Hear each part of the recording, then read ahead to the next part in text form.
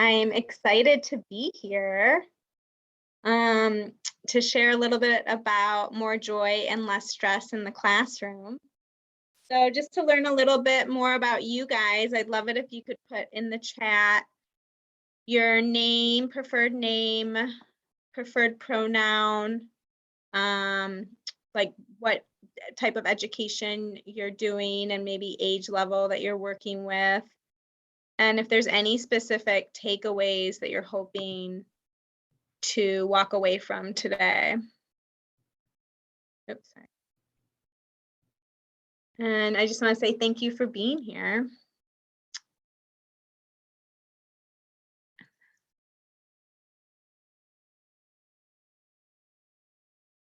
Okay, thanks, Jennifer, for putting that in there.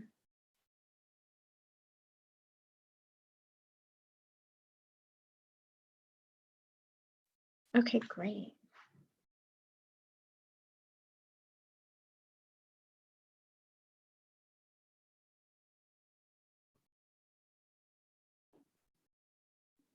All right.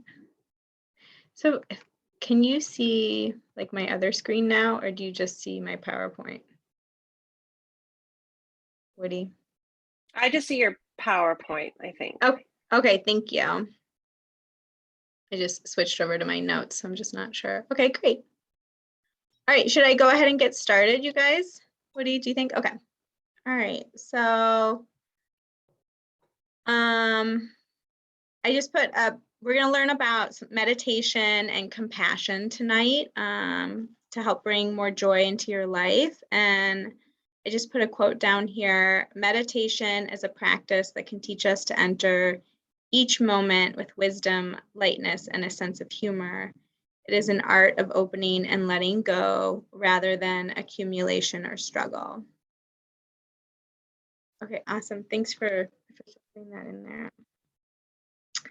And then we're going to talk a little bit about mindfulness. I'm just wondering, maybe you could put like a raise of hands or like a thumbs up, like if you've meditated or practiced mindfulness at all or have any familiarity with it.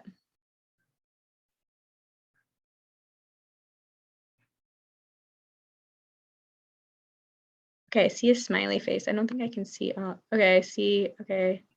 Thanks you guys for voting or giving me some info. All right, so a little bit of information about, mindfulness. I was going to go through just the definition of mindfulness from Jon Kabat-Zinn. Paying attention in a particular way on purpose, in the present moment, non-judgmentally, and I like to add, and with kindness. And Jon Kabat-Zinn is kind of like the main guy that brought meditation from the West to the East, and he started the MBSR, like meditation-based, I don't even know what it stands for, which is kind of funny. Basically, the big meditation practice to the East in the 80s, and it's grown from there. When I'm working with kids, I really just define a student definition as noticing what is happening right now. And so I thought, just to begin with, we would actually start with an opening practice.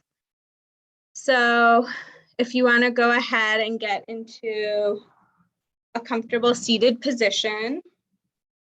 And this is an exercise that you can, if you like it, you can always bring it into your place of work or classroom. So if you want to get into a comfortable seated position, maybe move your arms and shoulders around your head. You can let your eyes close or just look down. We're going to start with 3 deep breaths. A big deep breath in through your nose and out through your mouth. Then we're going to do 2 more of those in and out.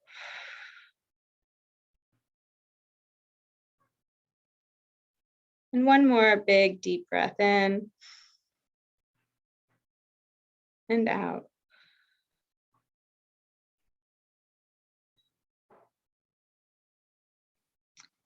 And then you're going to breathe in and out of your nose at your own natural pace. And really just arrive here in the moment. Let go of your day, maybe any tensions or anxieties that came up, and just arrive right here, right now with us.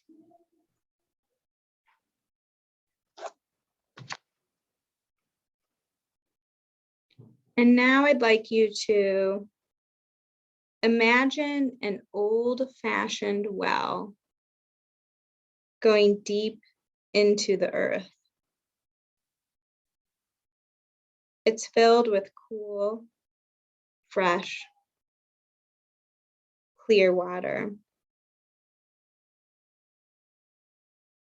And see if you can actually place yourself in this scene, noticing everything around you.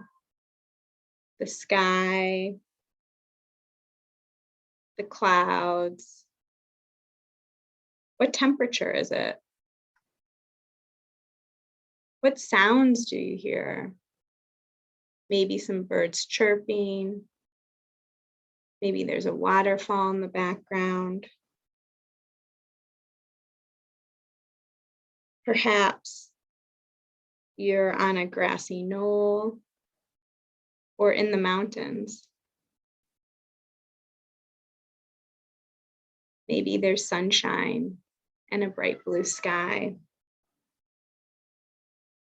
Really try to place yourself in the scene.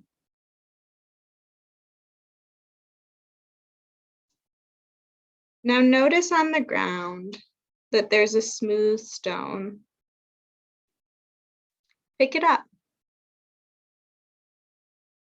Feel its weight, texture, and temperature in your hands. Be curious about it.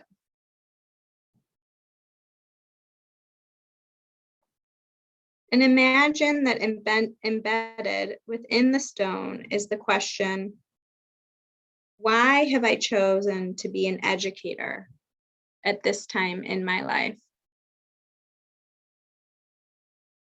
Why have I chosen to be an educator or give my life to education?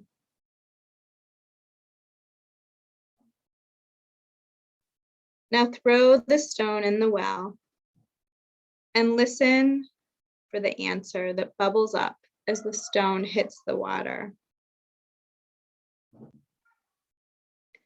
As the stone sinks into the well,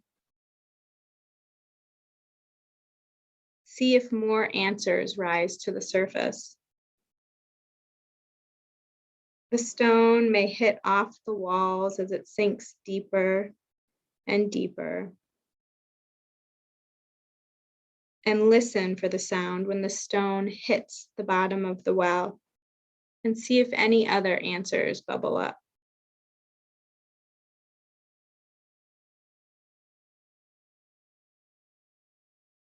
Now let go of the visualization and bring your attention back to your breath as you're breathing in and out through your nose. And I'll ring a bell to end the moment. You can open your eyes and come back to the room when you finish hearing the sound of the bell.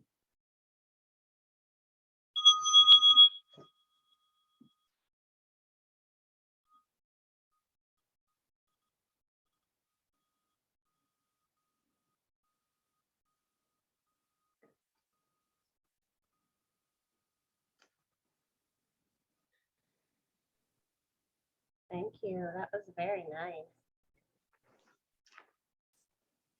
I'm glad you enjoyed it. Yeah, I'd love to see like a thumbs up or down or reaction if you were able to focus during most of that meditation.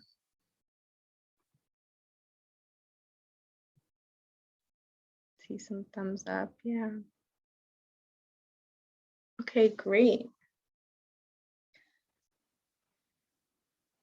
So it's a nice exercise to sort of remember or to help come back to your purpose. It's kind of bringing you back to your purpose in life, matching it up with maybe why you chose your career field or education field. And, you know, having a purpose in life is really one of those factors that can contribute to happiness. It helps you be more focused, and it can really align what you do with your life personally and professionally. And so I imagine, you know, as educators, it sounds like we have someone that works in medicine and someone that works in the aquarium. So quite a range also in social media and communications.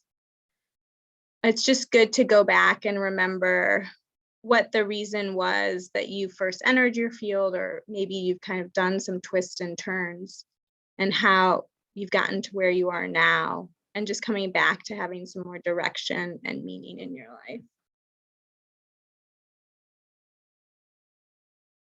Are there any questions about that?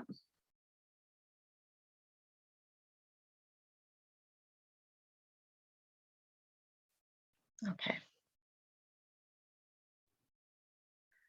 Do you ever do that with students? Have I, I've done that with students in the CCT class, so like adult students. But it's definitely something you can do with students. You'd want to switch the question though, right? You probably would want to put like, Yeah. what do you think would be a good example of a question to do with a younger crowd, or younger? Maybe, you know, what do you want to do this weekend? Or why is it important? Something. Or I would say, like, think of a moment where you did something for somebody and it made you feel good. Mm-hmm. Like, why do you think it made you feel good? Or, you know, how did you think to do that? Yeah, that's really Mm-hmm. Could also, I feel like, work with like 12th graders if you're thinking about like graduation and what you want to do next. Like, what do you want to bring into your life when you leave here? Yeah, I mean, also you could do it with like elementary kids and just, I mean, yeah, it would be like, what are you hoping for this weekend? Or Yeah. Something fun. yeah. All right, so I'm going to talk, I guess it seems like you guys are pretty familiar with mindfulness. I'm not sure I really need to go through like what it is and what it isn't. You know, I think a really like important thing about mindfulness is that if you practice it, it really creates a space, right? You can see it in this visual here. You know, without mindfulness, we react a lot in the world, especially right now. I think people are like much more stressed out, and we're much more reactful when small changes happen. And with mindfulness, you sort of have this pause and then you can respond. You know, so in thinking like, have you ever, you know, said anything and then you kind of take it back? You're like, oh, I wish I hadn't said that. You know, that's sort of without mindfulness. And then when you're able to pause and then react and maybe like understand where your emotions are coming from. So they really say with mindfulness, it helps you to build that focus muscle and to reduce and to regulate your emotions. So, which is something we all, you know, need to work on from young to old, I think. Or it's helpful. And then I really love this quote from Viktor Frankl: between stimulus and response, there is a space. In that space is our power to choose our response. In our response lies our growth and our freedom.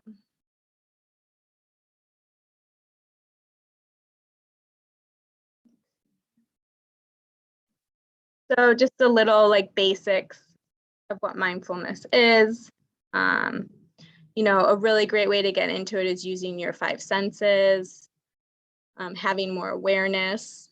And then what mindfulness is not, it's not religious, it's not a fix-all, it's not therapy.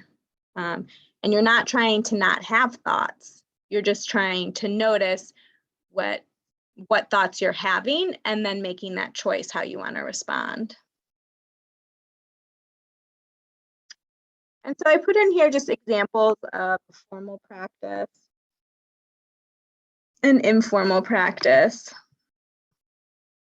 A formal practice would be like really waking up and having it a part of your day. You know, you wake up in the morning, you have a certain place that you go and you sit there for 20 minutes and you do it, which is really great. I try to have that practice, but it's hard. Like that's really hard to do every day.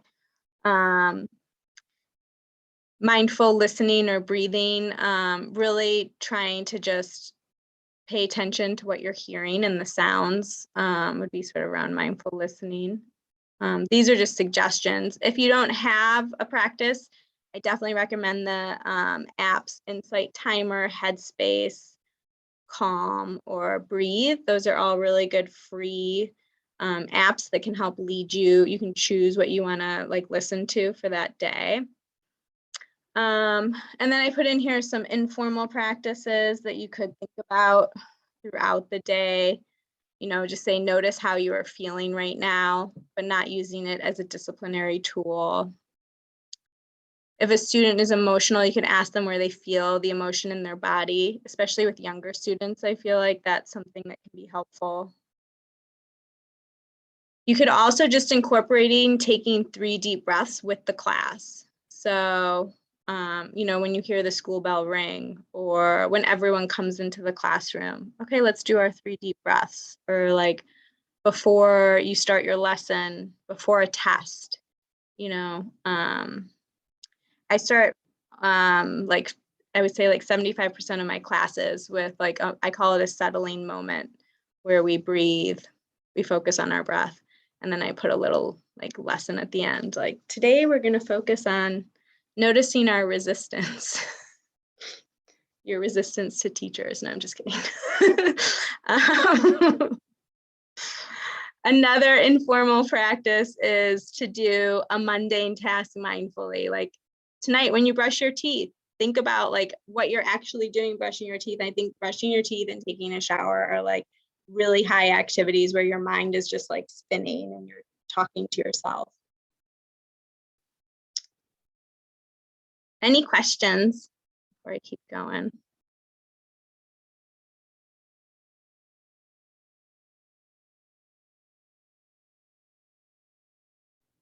I don't see. Okay. If people want to put questions in the chat as well, go ahead and I can try and watch the chat and bring those up. That would be great if you could watch it for me, Tropinina. Thanks. It's like one less thing to be up. Okay. So there's a lot of research out there now about what mindfulness can do to our brains, which is awesome. This is a picture of our brain, but it's a pretty, you know, simple labeling of it. I don't know if you guys have seen Dr. or Dan Siegel. He does the sort of the image of our brain using your hand. And this is your prefrontal cortex. And then this is your amygdala. And when our prefrontal cortex holds all of our like executive functioning skills, all of our, it's associated with being able to like function and organize, be social. It's like how you get through the day. And then when you get into when you get into a moment of stress, which, you know, is called, when we get into a moment of stress, you could either freeze, where you just freeze and can't respond, or you flight, right? You flee the scene, or you fight, right? So they call it the fight, flight, or freeze. And when that happens, your prefrontal cortex, we call it like flip the lid, your lid gets flipped, and then your amygdala takes over. And your amygdala is like associated with fear and emotion. And it was really helpful for our brains when we had to survive, you know? So this is a fun activity that you can just show people with your hands, right?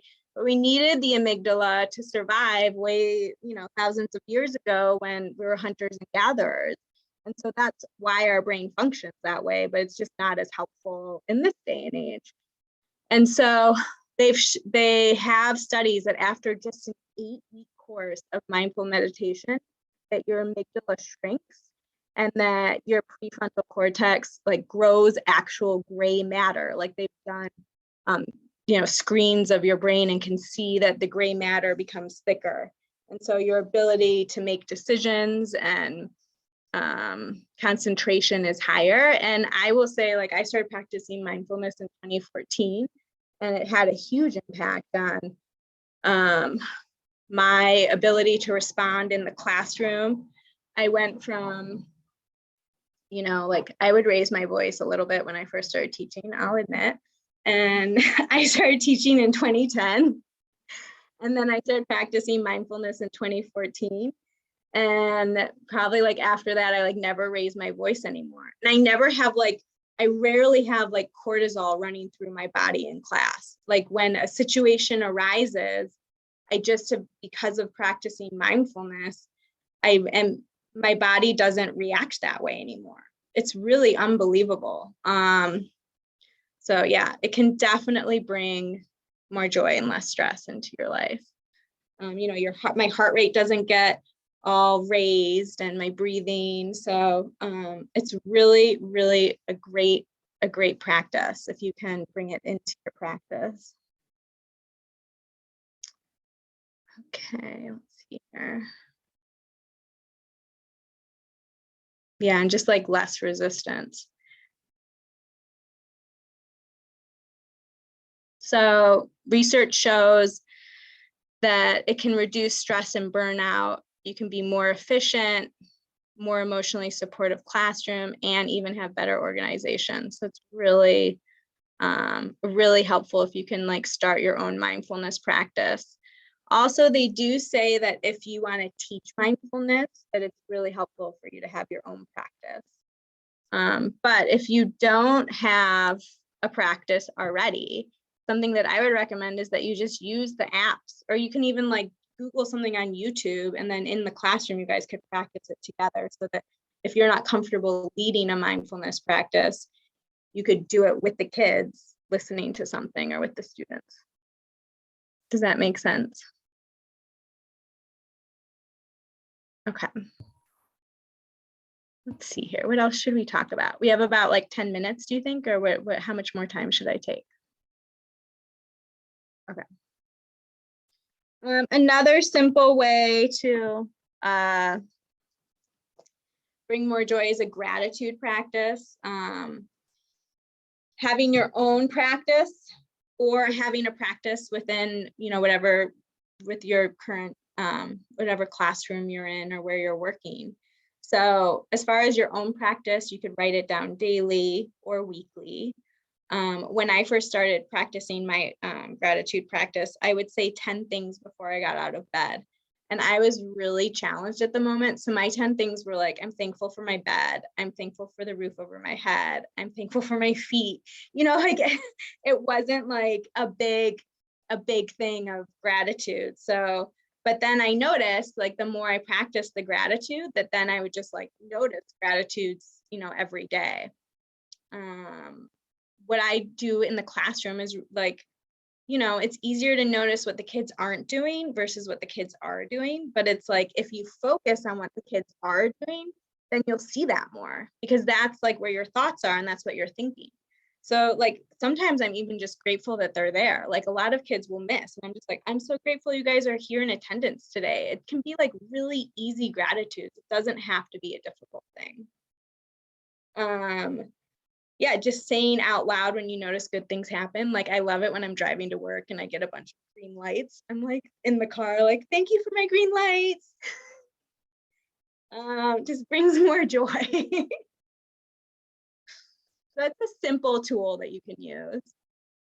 And, you know, it's discussed a lot. Okay, and we'll talk a little bit about compassion, I think, as well, because we have time. So I teach also a compassion cultivation training course, and the well that we started with came from that program, the well meditation. And I love compassion because it has mindfulness in it. Like, it's the first part, awareness of the suffering, but then you do something about it, right? So compassion is like awareness of the suffering. And then the definition you can see in front of you is coupled with the willingness to do something to relieve that suffering. So you feel a response, a cognitive empathy, but you don't feel full empathy because you're cognitive of it. Because if you have full empathy, then it's hard for you to do anything about it because you're really feeling that person's exact suffering, right? They're mirror neurons. So you don't want to do that. You just want to understand their suffering, right? And then you make this commitment to want to relieve it where and when we can. And then that willingness to actually take action to do something about it. And then there can be this step 5 where it's like this warm glow that you feel afterwards, which is really nice. And we all have a compassion muscle in our brains.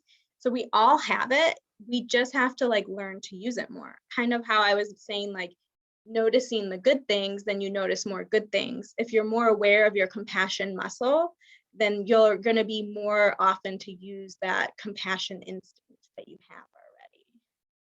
So a willingness to take action, what do you guys think that would look like? Do you have any ideas of like what do you think a willingness to take, like what could a compassionate act look like?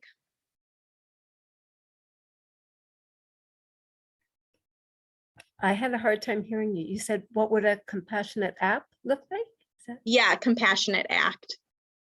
Oh, Thanks well, for asking. I was thinking that your daily acts of kindness would go up when you're noticing more, when you're being more compassionate or noticing that part of life. But I don't know how you would measure that. As you become more mindful, you would probably notice that, I guess. Yeah, so are you kind of saying that like if you become more aware, then you would notice more kind acts? No, And then if you become more aware of other people having difficulties, that you would start providing more acts of kindness. But I love that. Yeah. Yeah, that's great. And that takes a courageous thing to do, right? To recognize that someone's suffering, then want to help them with kindness. Thank you so much for sharing that.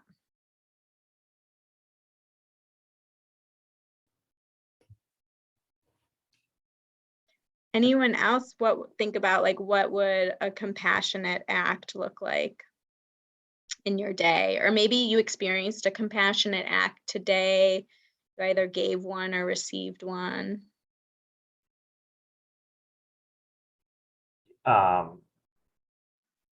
Sometimes with our students, something's not quite right. You know them, and something seems a bit off, and sort of taking that moment to kind of step aside with them and say, hey, how you doing? Is everything going okay? And it's easy not to do that. It's easy just to sort of like, oh, whatever. They're independent. I don't want to get involved. I don't want to get messy, etc. But it takes a little bit of courage to take that step.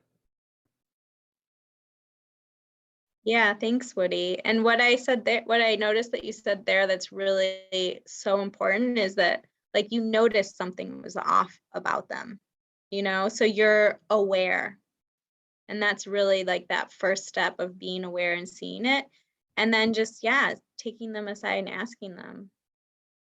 Yeah. And that can go for anyone, right? It doesn't have to be in your classroom. It can be, with your family and your friends too. And it just makes such a difference for everyone. I mean, how did you feel afterwards, Woody, after you, spoke to the student? I usually feel much better.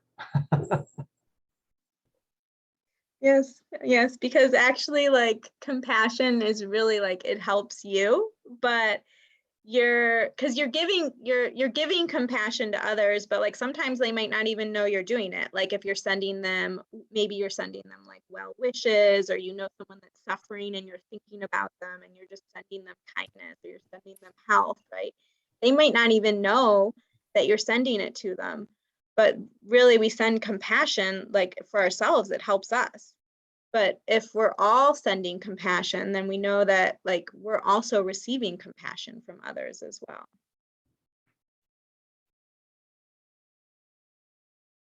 Okay, let me see.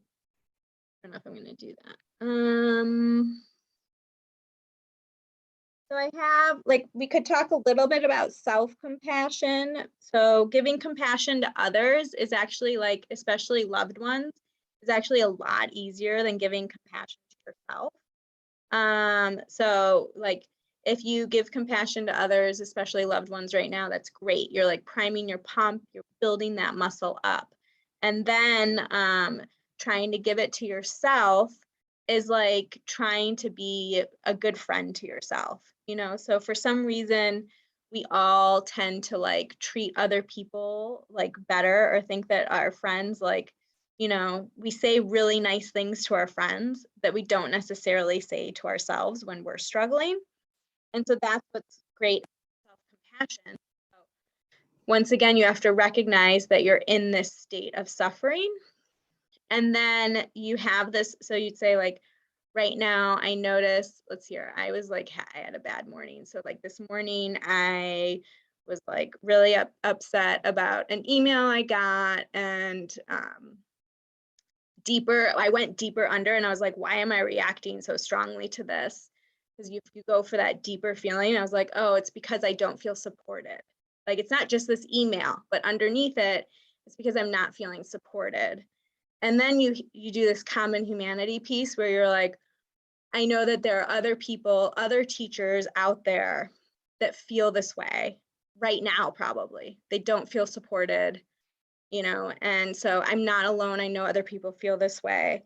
And then you talk to yourself the way you would give advice to a friend in the same situation. So I was like, it's okay, Kristy, you know, like you can do this, like this is just like how it is right now. And, you know, this is how it's, you know, this is, you're doing, this is what I said to myself, actually. I was like, you're doing the best you can. You are like a strong educator. I was like, you're disciplined.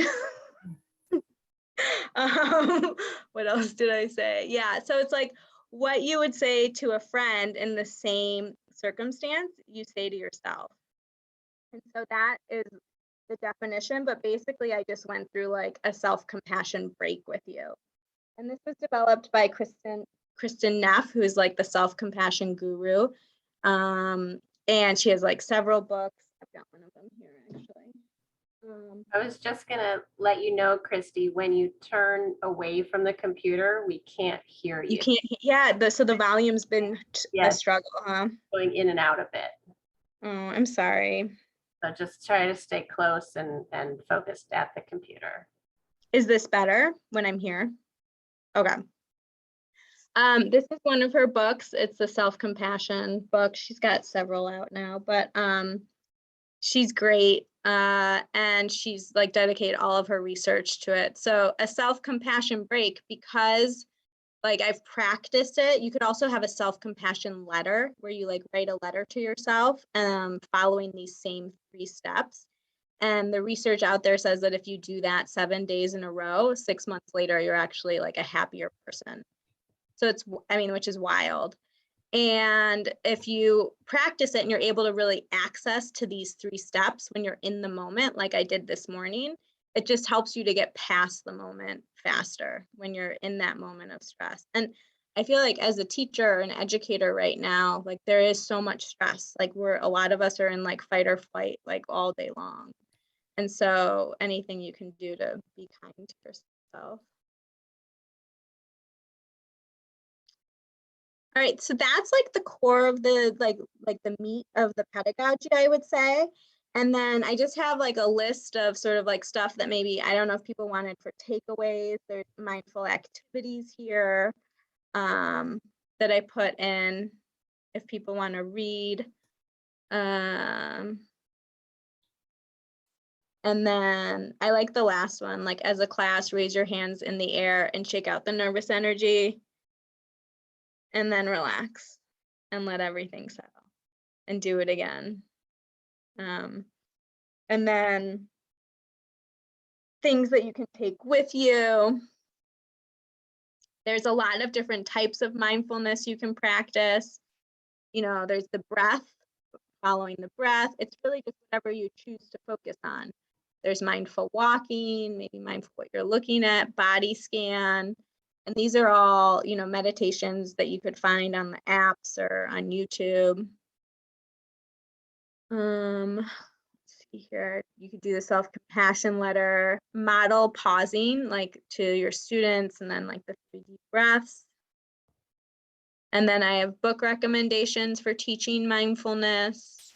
I love the mindfulness eating a piece of chocolate. Do you do that while you're teaching, Kristy? Oh yeah. Sometimes I bring like 2 types of candies and I let them choose which candy they want. Oh, I thought it was just you. Like, all right, I'm really freaking out. I'm gonna eat this piece of chocolate and calm down before I take the lesson. No, but that would be really good if you're sending kindness to yourself, which is another way to bring joy into your life. But I just didn't like, there's so much to fit in. I just didn't know what to help put in. But yes, send a little kindness to yourself throughout the day. I love that. Yeah, no, mindful eating where you like look at it and you know, examine it, smell it, notice the texture. And then yeah, I had some book recommendations. I think that's it. I have a poem. And then yeah, I could send you a handout with this information if that would be helpful, like PDF. Would that be helpful for you That would guys? be wonderful. Okay, if I just send it to Woody and Giovannina, it has the books and the activities and some articles and stuff. Great. And we can put it as an attachment. So the recording tonight of your presentation will be online, saved online, and we can put it as an attachment with the recording too. So that would be great. Okay, that sounds good. I could end with just reading a poem. I love this. I don't know if you guys have heard of the poem Wandering Around the Albuquerque Terminal. Mm-mm. Does that sound good? And then are we ready? Is that the time or is that good timing? Or That would be good. And then I'd we'll love to hear have that. a little bit of time for questions. Yeah. okay. Here we go. Oh, I had it all lined up. Here it is. All right. After learning my flight was detained 4 hours, I heard the announcement. If anyone in the vicinity of Gate 4A understands any Arabic, please come to the gate immediately. Well, one pauses these days. Gate 4A was my own gate. I went there. An older woman in full traditional Palestinian dress, just like my grandma wore, was crumpled to the floor, wailing loudly. Help, said the flight service person. Talk to her. What is her problem? We told her the flight was going to be 4 hours late, and she did this. I put my arm around her and spoke to her haltingly.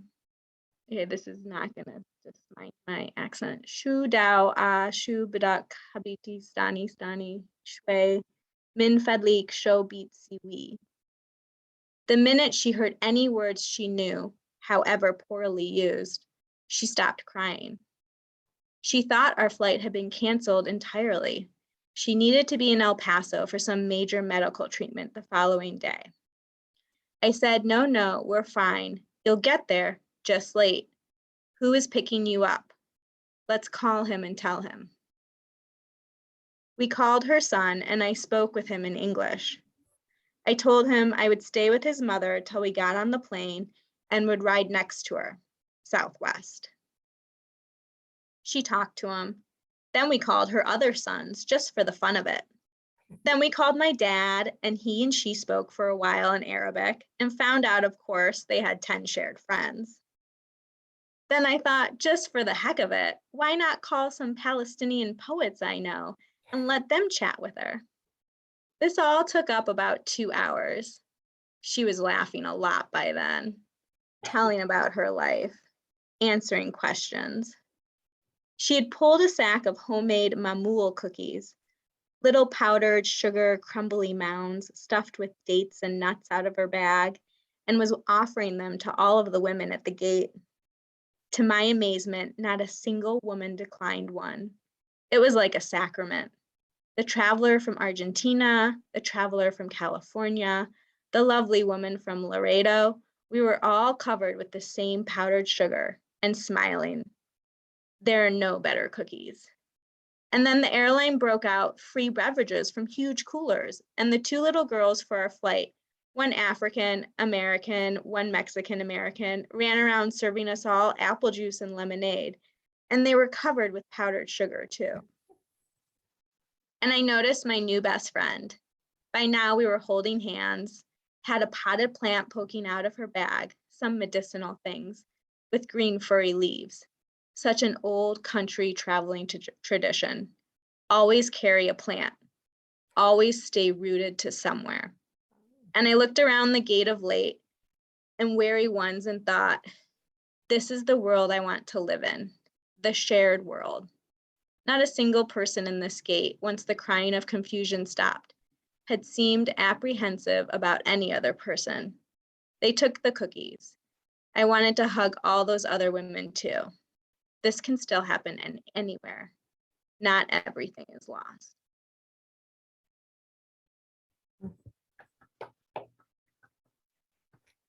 Thanks, you guys.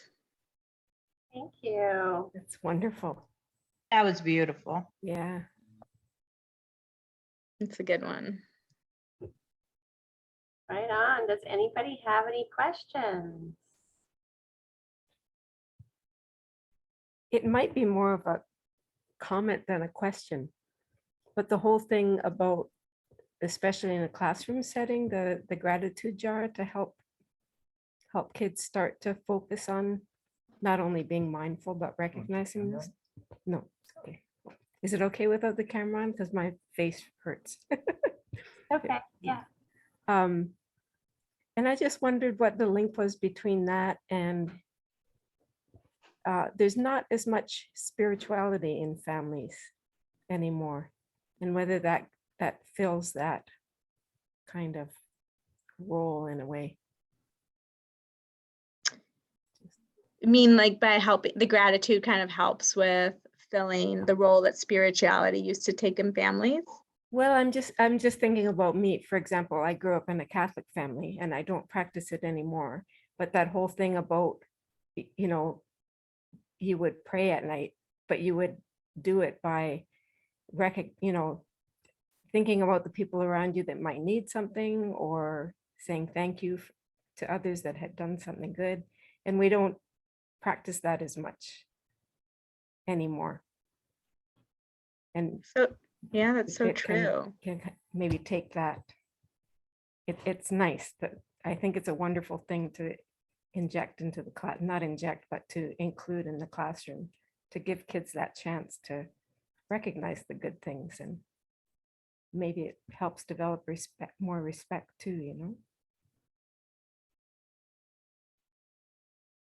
Thank you so much. Yeah, I love that comment. And really relating it to like something that you did when you were growing up and how it all connects, even though maybe it's not Catholic. It's not like, Yeah, that's kind of like what that poem's about. Like it's all connected. yeah, yeah.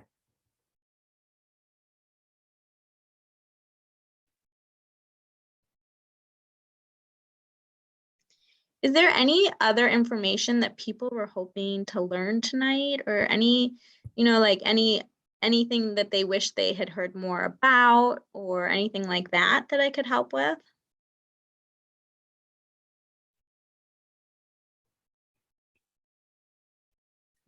No, but what I did think of course, when you said the piece of chocolate in the classroom, I thought it would be really great to hand out the little Hershey's different kinds of candies, like the crackles and the whatever, a different kind to everybody, and then have them stop and think about it, and actually use that as a way of relaxing and of course getting the different textures depending on what kind of candy they got or flavor, if it was the dark or the light. But being the chocoholic here, that's the first thing I thought of.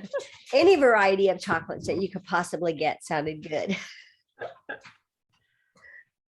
I love that. And I love how you're like taking it and making it your own, which is so great. You just take an activity and make it how it works for you.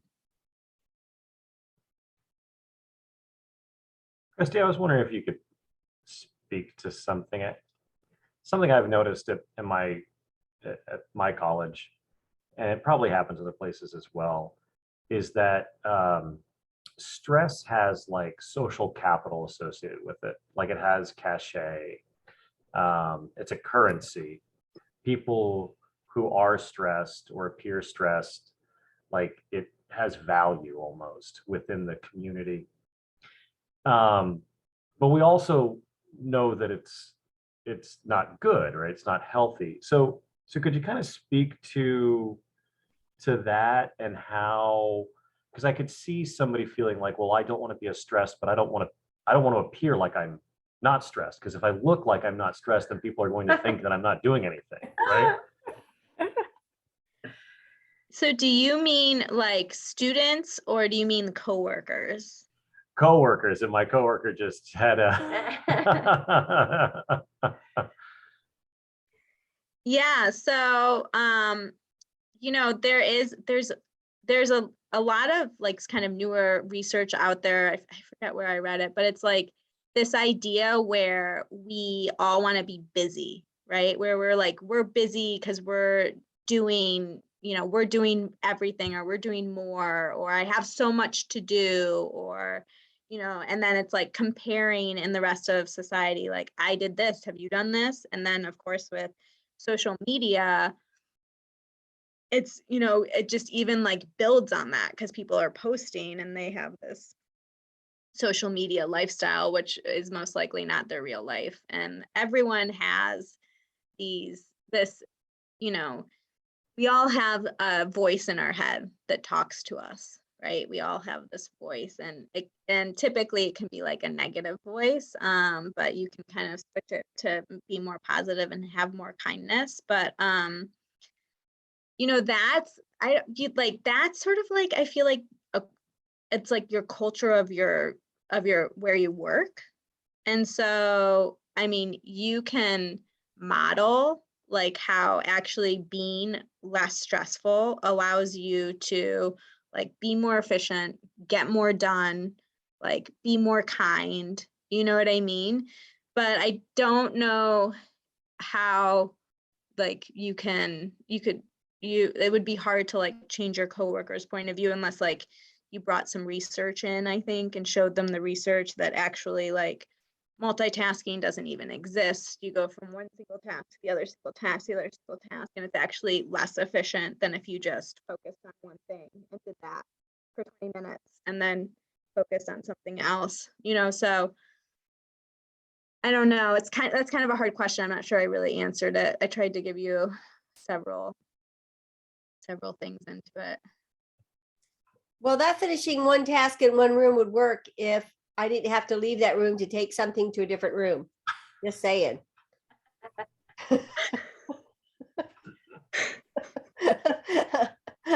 Ask Michael. He would know. Yes. Yeah. If I have to leave the room, the task changes. That's all there is to it. For sure. Yeah. Wait, so why are you leaving the room? I'm not sure I totally know. Oh, because one thing that's in the one room that I'm working on has to go into a different room. And then once I get in that room, it's like, oh yeah, I was going to do this in that room. And so I started doing that. And then of course, so I find something that has to go to a different room. It's like, oh yeah, that's right. I need to finish that in that room. So yeah, and that leads to stress because nothing gets accomplished. So if I could figure out a way not to ever leave the one room that I'm working on. with your dog and your cat behind you, Fawn. You can see that being distracted. Yeah. Well, thank you. Yeah, it's hard to focus. So, but if you practice more mindfulness, it helps build that focus skill. It really does. Yeah. Any other questions, you guys? We're just about at time. Thank you so much for Kristy for being here. Thank you. Yeah, thanhanks for having me. Mhm. Yes, Yeah, thank you. so And I much. can't wait to re-listen to this video. I'm multitasking. That's great. I'm one of those always stressed, always overloaded, too many things. But every time I actually see Woody, I'm like, Take a deep breath. You always seem like you're doing great. Like you're always smiling. okay, good. Yay. Which is to say the feeling's mutual. Whenever I see Rosmira, I'm like, oh, things must be good, right? That's great. Right. Yeah, no, definitely. I think it's really important in the community if we have that happiness or calmness or all these positive energy to give to each other, and it's so important. So you're not just creating it for yourself, you are creating it for people that they work with you or they live with you. So it's valuable, very valuable. I really wanted to say thank you. Thank you so much for doing this. And thank you for inviting me, Woody. Of course, Rosmira. It's wonderful. Awesome. Well, thank you all for being here. We will put the recording up on the webpage as soon as we download it. And then if you want to send us the attachment, we can put that on the webpage too, Kristy. Thank you for sharing. Kristy, your webpage is caringteacher.org. Is that it? Yeah, it's www.caringteacher.org. And you can sign up to get you get videos it's free, and it's 5 days. Every morning you'll get a video sent to your email, and each day is like a different tool that you can use to bring more joy and less stress into your life. And it is really focused on teachers or like your teaching day, so tools that you can help you throughout your day. And I'm actually relaunching it, so I think that the videos will start going out again on the 14th, or next Monday. So if you sign up now, thanks so much. And then yeah, the videos will start going out on Monday. So All right. Excellent. thank you. Yeah, thank you, everybody. Be well. Have Be a safe. wonderful night, everybody. Thank you for coming.